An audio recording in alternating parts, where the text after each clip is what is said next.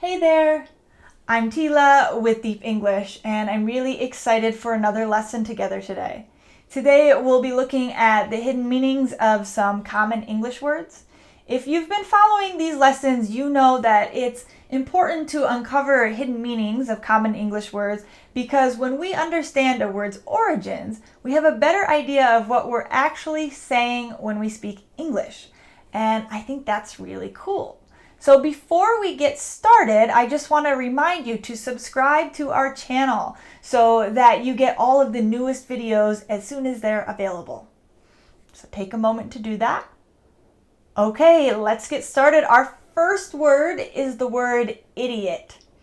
Idiot. It's a little bit hard for me to even say that word because the word idiot is an insult. It refers to someone who is ignorant or not very smart.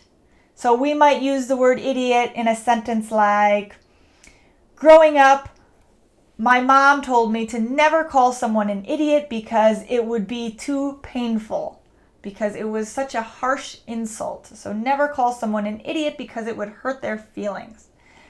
Or we could use the word idiot in a sentence like, she called him an idiot because he didn't know how to fix the car. But the truth was, even though he knew nothing about mechanics, he knew a ton about things like accounting. So the word idiot is an insult. Let's take a look at the origin of the word idiot. The word idiot comes from the Greek word idios, and it translates to one's own. This could also be understood as belonging to oneself. Interesting. This one makes me think of the word heresy. This word was a word that we covered in another lesson of uncovering hidden meanings. And the word heresy meant to make a choice that was different from the norm. And back in the day, people were actually murdered for being heretics, for simply making a choice that wasn't in alignment with what the church thought that they should do. So it seems like in the past, there was a lot of demonization around people who wanted to make choices that were different from the norm, or people who wanted to belong to themselves or kind of really be themselves.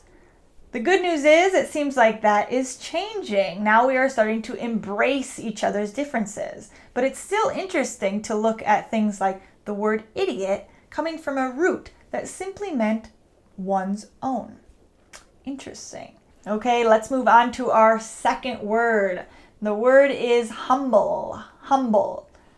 The word humble means to be modest or to be someone who doesn't brag or who does not have a big ego. So to be humble. We might use the word humble in a sentence like, she was so humble that even though she won every race, she didn't tell anyone about it. So she didn't tell anyone that she was the winner because she was so humble. Or from my own life, one time in high school, I broke my school's long jump record.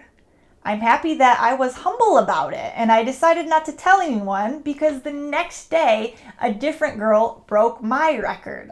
So it was good that I stayed humble. Now let's look at the origins of the word humble. The word humble comes from the Latin word humus. The word humus means earth, soil, or even ground. I love this one because it reminds us that to stay humble means to stay connected with your roots, to even maybe stay connected with the earth. So the more connected we are with our roots and the earth, the less inflated our ego will be. So do you know someone who's really humble? Feel free to share below about the most humble person you know. Okay, let's move on. Our third word is bankrupt. Bankrupt. The word bankrupt means to be unable to pay your debt or completely out of money. We might use the word bankrupt in a sentence like, she wouldn't have bought the car if she would have known that in just 2 months she'd be totally bankrupt and unable to pay back the loan. Or who would have guessed that just a month after being fired from her job, she was bankrupt and found herself homeless on the streets? Bankrupt. So let's look at the origins of the word bankrupt. The word bankrupt actually comes from two Italian words, and they are bancarotta. Bancarotta. And those two words directly translate to broken bench. Interesting. So bankrupt, broken bench. How does this make sense? Well, back in the day, it was said that merchants would sell their goods on a bench. If the merchant had a point in his business where he was no longer able to sell his goods or to buy goods to sell or to pay back his debts, his bench would be broken. And this was a symbol to the other merchants that this was not a good person to do business with, and it was also a sign to him that he should not return. So that's pretty harsh. His bench was broken. I'm really happy that we don't do public displays of bankruptcy now. Ooh, but that is an interesting origin of the word bankrupt. Okay, so let's move on to our fourth word. This word is eavesdropper. Eavesdropper.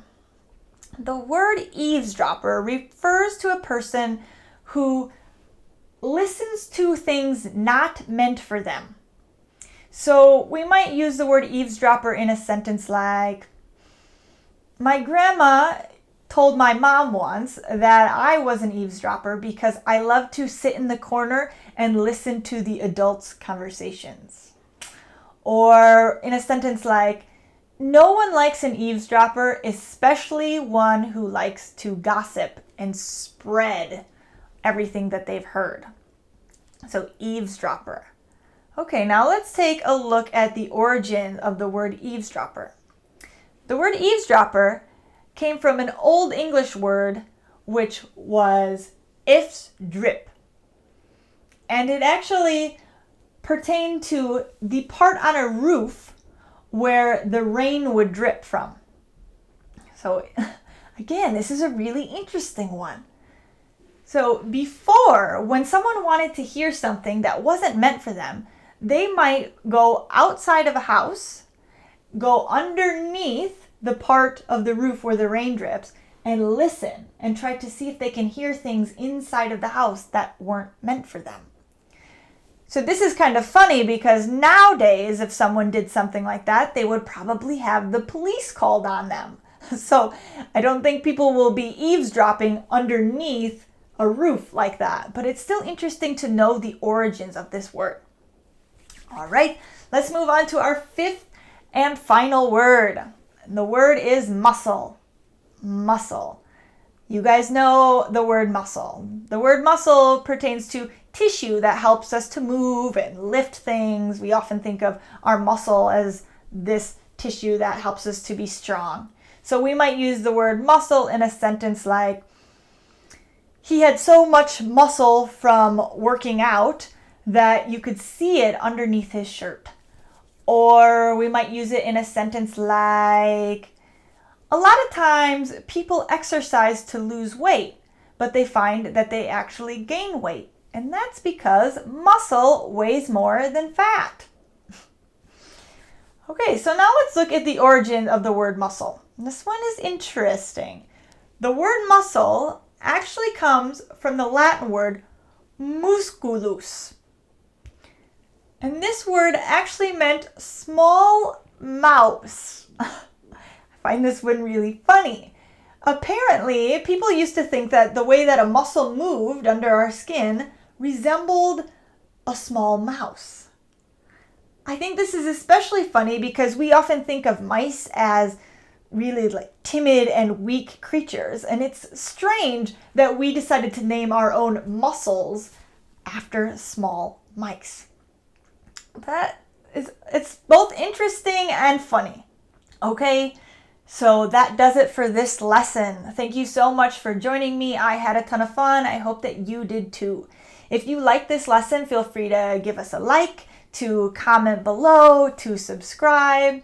And if you would like more free lessons, be sure to click below for a free English course. Thank you guys so much. I'll see you later.